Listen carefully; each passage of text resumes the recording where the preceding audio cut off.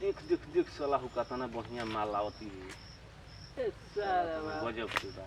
भरल जवानी में मर्द के खागल के सन मार दे। ये साला त का करबे, भगवान के तो किस्मत बा, अब चल गेल तो हमनी के बानी जा ना संभाल रहल जाई। सही कहतले। बताओ आखिर हमरा में कौन गलती बा? आदमी हमर राह भी चलल मुश्किल कर देले बा, हमको तो चाह भी नहीं के सकत।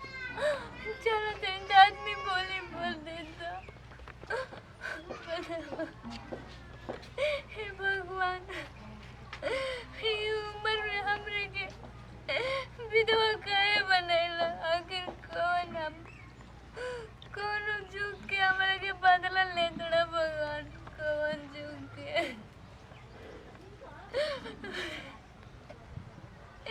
कहीं भी जाते नहीं तो केहू बोली बोल दे सटे। आखिर काहे बोली बोला था भगवान? ऐसे काहे कैला तू?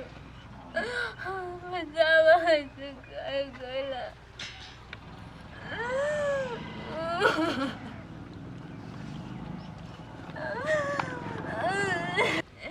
एकरा से बड़े बाबा हमरा के उठा ले तो ये भगवान।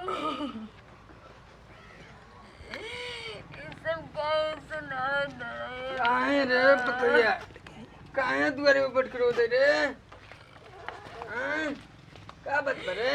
हम का बताई बाबूजी, हमर रास्ता चलल मुश्किल हो गइल बाटे। का करबू, रास्ता चलन भी बत जानते बड़ू, गांव जवार ऐसे वैसे बोलते हो, हम जानत नहीं हो। कौन लड़का हमरे के बोली बोल देता हो सर बाबूजी? हम बताई, हम घुट घुट के जियता नहीं। उठा लगलो तब का करबू, अब होने के कोई कार सकेला? मगे हमर हाथ के मेहंदी ना छूटल तले हमरे के छोड़ के चल गई। आखिर काहे हम कौन वैसे कौन गलती कैले बानी? यार चुप रहा, जानो भगवान के देन में भेंट होई, होने कोई कार सकेला? हम जेल नहीं के चाहत, हमरे के एगो जहर के पुड़िया लिया के दे दे। कम से कम तो हम विधवा से हम छुटकारा पा लेते बाबूजी। ना बहू ऐसे मत कहो। हम केकरा भरोसा जी? सब गाँव वाला ताना मारत, हम कहीं कुछ सुनत रही।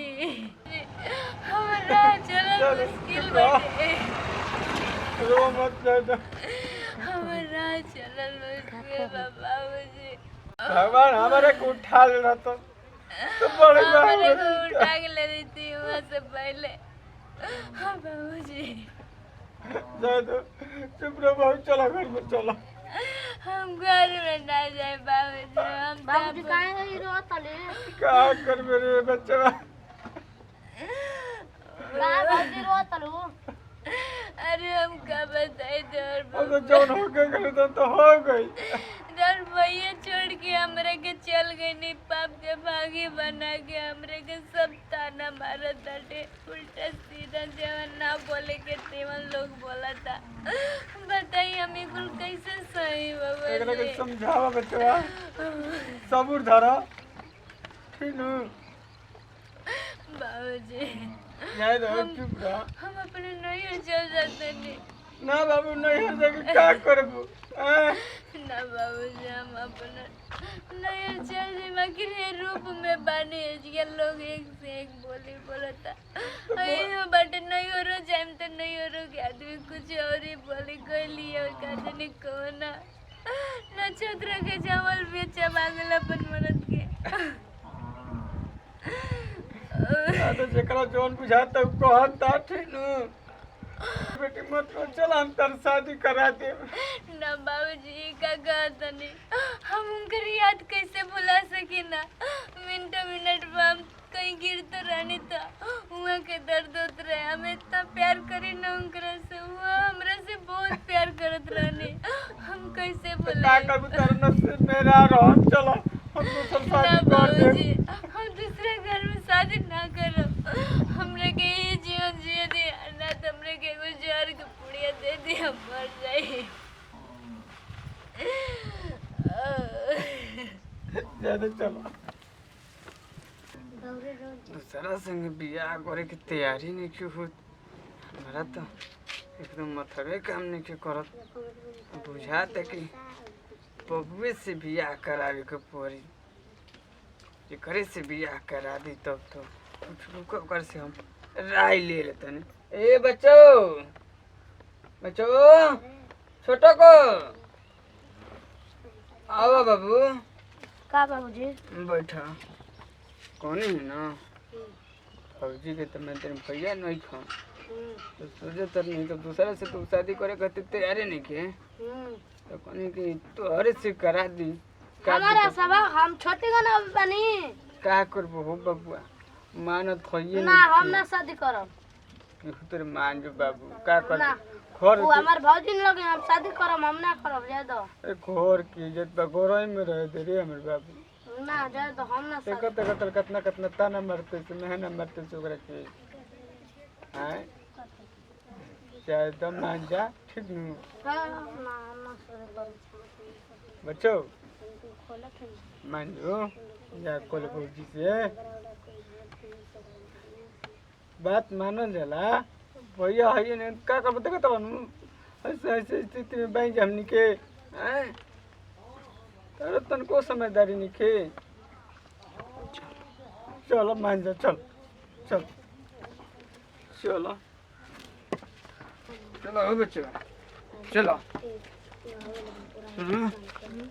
ऐसे रही है ना आइले घर माला बा लिया के आओ तुम भौजी के हैं ठीक बा ऐसे रही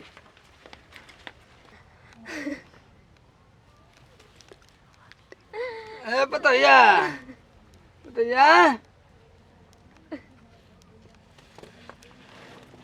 या अरे काहे रो तड़ी जुटाऊ के हैं का करी बाबूजी वहाँ के जब जब हमके याद आएला तब तब कलेजा फाटे लगेला। चलो चले के कहाँ बाबूजी? चलो उजे चले के देख तारा के तू पहले भाई हम कहाँ छी? चलो देखबू तब ना बताई ना पहले। देखबू है ना अलग वो पूछे हैं हमर जाए के मन नहीं के कर बाबूजी। चलो चलो चलो बाबूजी कहाँ लेके जाते? चलो इजे चले के गना में आओ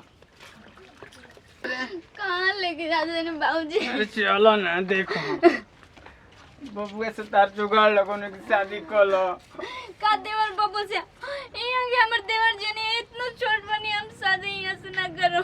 का करूँ हम सोचे नहीं कि अपन घर के इज्जत घर ही में रह जा रह दे बाबूजी हम वहाँ के याद में रह जाए मैं अपन पूरा जीवन गुजार दे लेकिन हम बब्बू जी से शादी ना करम। नहीं ऐसे मत का बचिया ना बाबूजी हमर शादी मत करे हम वहाँ के याद से जी जाए। दादा बेटी हमार कसम अब ना बाबूजी कसम मत दे देगी हम अपन कोई सोच जिंदगी पार कर लम काहे के लइका के जान बर्बाद कर हमार दने बोर लड़का के कसम खा के वहाँ के कसम मत गए बाबूजी। कौन शादी ये का कहने बाबूजी वहाँ के कसम काहे के रवा कहने का करूं तो बच्चों मलवा दो ना बाबूजी ऐसे मत करे। ला बाबा हम लेके आवा तनी सिंदूर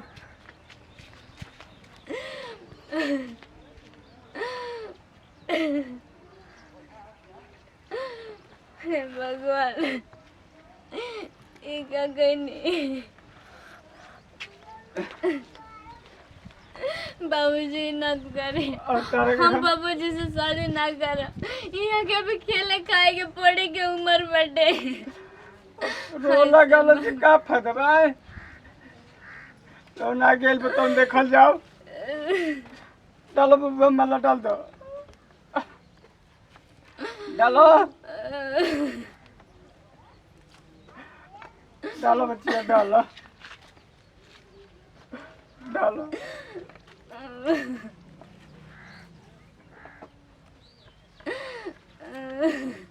ले बच्चों ले लगा दे